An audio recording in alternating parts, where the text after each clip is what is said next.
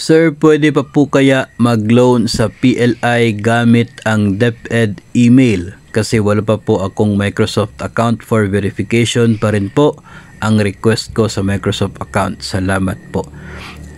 Yun pong ating DepEd email address, no, ay kahit po ito ay doon na natin i-access sa Microsoft Outlook, ay mananatili naman po na ganun pa rin yung email address na meron tayo, no? So parang yung magbabago lamang po dyan ay kung saan mo pwedeng i-access yung DepEd email ad na yon, from Gmail to Outlook, no? Pero the same pa rin naman yung email address.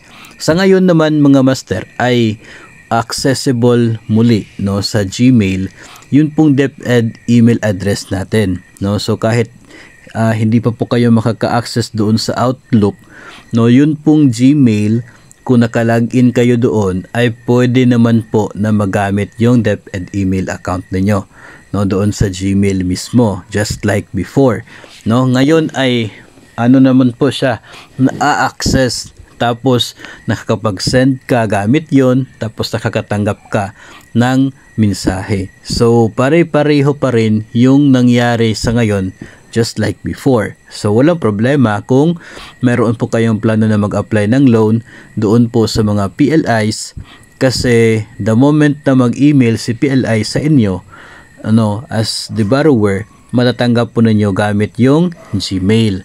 Tapos pwede po nyo yung i-forward doon sa inyo pong loan verifier.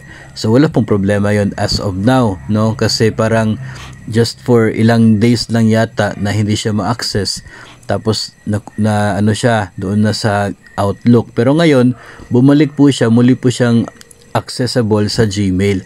Hindi lamang po tayo sure kung hanggang kailan na muli siya maging accessible. Baka po one of these days ay doon na talaga siya sa Outlook. So mas mabuti na rin po yon ginawa po ninyo na nag-process po kayo doon sa doon po sa Microsoft yon, para the moment na ito po ay ma-implement muli, no, yung Outlook to talaga yung gagamitin, ay ma-access pa rin po niyo yung inyo pong DepEd email ad. Pero as of now, as of ngayon po, November 6, 2023, ay nagagamit pa naman po yung Gmail. So wala pong problema kung kayo po ay pupunta sa PLI para mag-apply ng inyo pong loan.